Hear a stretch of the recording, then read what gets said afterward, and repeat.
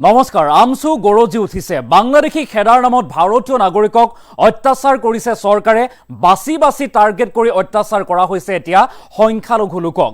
সংখ্যালঘুৰ ওপৰত অত্যাচাৰ বন্ধ কৰক মুখ্যমন্ত্ৰী ডক্টৰ হিমন্ত বিশ্ব শৰ্মাৰ চৰকাৰে আৰু গাদী সুৰক্ষিত কৰিবৰ বাবে মানুহক হাৰাশাস্তি কৰিছে হিমন্ত বিশ্ব শৰ্মাৰ চৰকাৰে। আৰু এনেদৰে এতিয়া মুখ্যমন্ত্ৰী হিমন্ত বিশ্ব শৰ্মাৰ চৰকাৰৰ বিৰুদ্ধে গৰজি উঠিছে, বিস্ফোৰণ ঘটাইছে আমছুৱে। এটা ডাঙৰ খবৰ আমি এই মুহূৰ্তত লৈ আহিছোঁ। বাংলাদেশী খেদাৰ নামত ভাৰতীয় নাগৰিকক অত্যাচাৰ কৰিছে চৰকাৰে। গৰজি উঠিছে এতিয়া আমছু। আমছুৰ গৰ্জন, বাছি বাছি টাৰ্গেট কৰি অত্যাচাৰ কৰা হৈছে সংখ্যালঘু লোকক। সংখ্যালঘু লোকক বাছি বাছি অত্যাচাৰ কৰা হৈছে বুলি অভিযোগ। আৰু সংখ্যালঘুৰ ওপৰত অত্যাচাৰ কৰা বন্ধ কৰক হিমন্ত বিশ্ব শৰ্মাৰ চৰকাৰে। আৰু গাদী সুৰক্ষিত কৰিবলৈ মানুহক হাৰাশাস্তি কৰিছে হিমন্ত বিশ্ব শৰ্মাই। এটা ডাঙৰ খবৰ।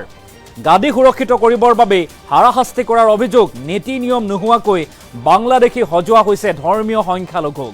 ধৰ্মীয় সংখ্যালঘুক বাংলাদেশী সজোৱা হৈছে নীতি নিয়ম নোহোৱাকৈ। মুখ্যমন্ত্ৰী এজন হৈ অত্যাচাৰী হোৱা ভাল নহয়। মুখ্যমন্ত্ৰী হৈ অত্যাচাৰী হ'ব নালাগে বুলি উল্লেখ কৰিছে। আৰু এই অত্যাচাৰৰ বিৰুদ্ধে শনিবাৰে আমছুৱে আয়োজন কৰিব নাগৰিক সভা। আৰু বিদেশী বিতৰণক লৈ আমছুৰ এই বিস্ফোৰণ। এটা ডাঙৰ খবৰ আমি এই মুহূৰ্তত লৈ আহিছোঁ। আৰু বাংলাদেশী খেদাৰ নামত ভাৰতীয় নাগৰিকক অত্যাচাৰ কৰিছে চৰকাৰে, সেই অভিযোগ উত্থাপন কৰিছে এতিয়া আমছুৱে। আমছুৰ তৰফৰ পৰা গৰ্জন বা বিস্ফোৰণ।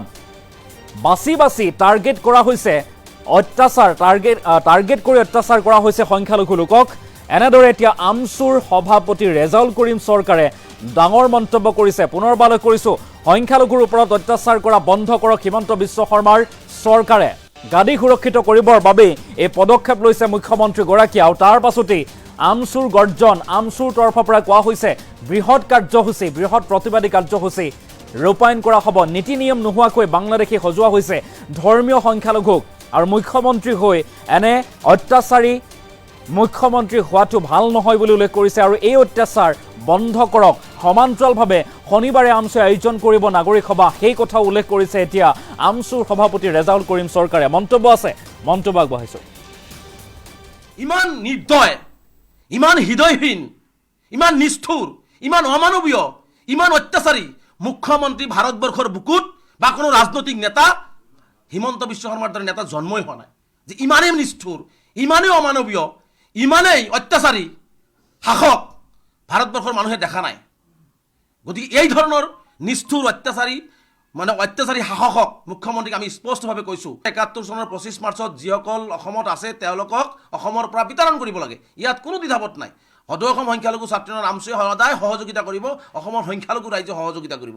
কিন্তু ইয়াত দেখা গৈছে যে চক্ৰান্তমূলকভাৱে সৰ্বভাৰতীয় পৰ্যায়ৰ যিটো প্ৰেক্ষাপট, সেই প্ৰেক্ষাপটটোকে আগত ৰাখি, গৃহ বিভাগৰ এক নিৰ্দেশ আগত ৰাখি অসমৰ মুখ্যমন্ত্ৰীয়ে, অসমৰ গৃহ বিভাগ, অসমৰ বৰ্ডাৰ পুলিচে কোনো নীতি নিয়ম নোহোৱাকৈ যধে মধে প্ৰকৃত ভাৰতীয় নাগৰিকসকলৰ ওপৰতো অন্যায় কৰা আমাৰ দৃষ্টিগোচৰ হৈছে। আমি স্পষ্টকৈ কৈছোঁ যে আজি অসম চৰকাৰে যি ধৰণে মানুহবিলাকক বাংলাদেশলৈ প্ৰেৰণ কৰাৰ ব্যৱস্থা কৰি আছে, এইটো সম্পূৰ্ণভাৱে আহুৱাযুক্ত হৈ আছে। ইয়াত সম্পূৰ্ণ ভুল নীতিত চলি আছে। কাৰণ একপক্ষীয়ভাৱে মই প্ৰথমবাৰৰ কাৰণে বাৰে বাৰে স্পষ্ট কৰিছোঁ যে কেৱল মাত্ৰ মুছলমানসকলক, ধৰ্মীয় সংখ্যালঘুসকলক ইয়াত টাৰ্গেট কৰা হৈছে। মই এইকাৰণে কৈছোঁ যে আজি ৩-৪ দিনৰ পৰা আমি দেখিছোঁ মানুহক যদি সন্দেহ কৰা হয়, ৰাতি ২টা-৩টা বজাত কিয় উঠাব লাগিব? মুখ্যমন্ত্ৰীক মই স্পষ্টকৈ কৈছোঁ, কাৰোবাক যদি সন্দেহ হয়, দিনৰ পোহৰত গাঁওবাসীক লগত লৈ, পুলিচক লগত লৈ, গাঁওবুঢ়াক লগত লৈ, পঞ্চায়তৰ বিষয়াসকলক লগত লৈ গৈ সেই মানুহখিনিক তেওঁলোকে পৰীক্ষা কৰক।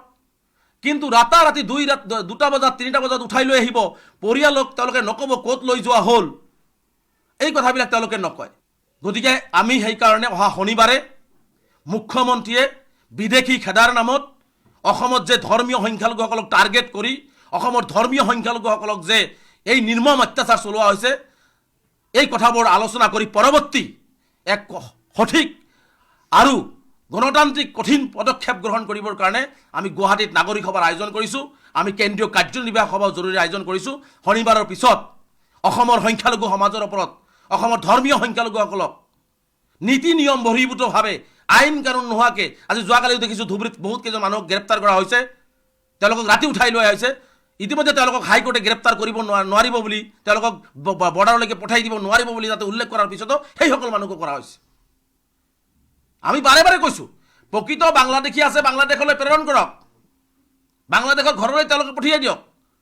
কিন্তু এনেকুৱা ধৰণৰ অত্যাচাৰ কিয়? নে কেৱল মুছলমান হোৱাৰ বাবে? মুখ্যমন্ত্ৰীয়ে ৰাজনৈতিক উদ্দেশ্য আগত ৰাখি মুখ্যমন্ত্ৰীয়ে নিজৰ গাদীখনৰ সুৰক্ষিত কৰাৰ স্বাৰ্থত মানুহক এনেকুৱা ধৰণৰ অন্যায় কৰাটো কোনো পদ্ধতিতে সভ্য সমাজে কৰিব নোৱাৰে। আজি যি ধৰণে এটা পৰিৱেশ সৃষ্টি কৰা হৈছে, আজি ভাৰতবৰ্ষৰ নাগৰিকক যি ধৰণে তেওঁলোকে কেৱল মাত্ৰ গেটটো পাৰ কৰাই ভাৰতৰ মাটিত পেলাই থৈ যি ধৰণে এটা পৰিৱেশ দেখুৱাব বিচাৰিছে, আজি সমগ্ৰ ভাৰতবাসীয়ে চাই আছে। আজি সমগ্ৰ ভাৰতবাসীয়ে চাই আছে আৰু এই কথা বাৰ্তাবিলাক ইতিমধ্যে আমি অহা শনিবাৰে আলোচনা কৰি সমগ্ৰ ভাৰতবৰ্ষতে বিদেশীৰ নামত স্বদেশী অসমীয়া ভাৰতীয়ৰ ওপৰত যে নিৰ্মম অত্যাচাৰ, এই অত্যাচাৰী শাসক হিমন্ত বিশ্ব শৰ্মাই কৰি আছে, এই কথা বাৰ্তাবিলাক আমি লৈ যোৱাৰ কাৰণে সমগ্ৰ ভাৰতবৰ্ষৰ আমি লৈ যোৱাৰ কাৰণে আমি চেষ্টা কৰিম আৰু নিশ্চিতভাৱে লৈ যাম আৰু প্ৰবলভাৱে ইয়াৰ গণ আন্দোলন আমি গঢ়ি তুলিম। গতিকে স্পষ্টকৈ আমি মুখ্যমন্ত্ৰীক দাবী উত্থাপন কৰিছোঁ যে বিদেশী বিতৰণ কৰক, সূক্ষ্ম শুদ্ধ সঠিক প্ৰক্ৰিয়া গ্ৰহণ কৰি আইনী মেৰপকত থকা মানুহখিনি আইনী মেৰপকৰ পৰা শেষ হওক বা তেওঁলোকক আইনী সুৰক্ষা দিয়া হওক, দি পেলাই যদি তেওঁলোকৰ প্ৰকৃততে কোনোবাই বাংলাদেশী ওলায় তাক বাংলাদেশৰ প্ৰেৰণ কৰক। কাৰণ ৭১ৰ আগৰ কোনো মানুহক আমি অসমত থকাটো আমি কেতিয়াও কামনা নকৰোঁ, কিন্তু ৭১ৰ আগৰ মানুহক হাৰাশাস্তি আৰু অত্যাচাৰ আৰু এনেকুৱা নজিৰবিহীনভাৱে অমানৱীয়ভাৱে মানুহক ৰাস্তাত পেলাই থৈ অহা কাৰ্য আমি কোনো পদ্ধতিতে সহ্য নকৰোঁ। ইমান নিৰ্দয়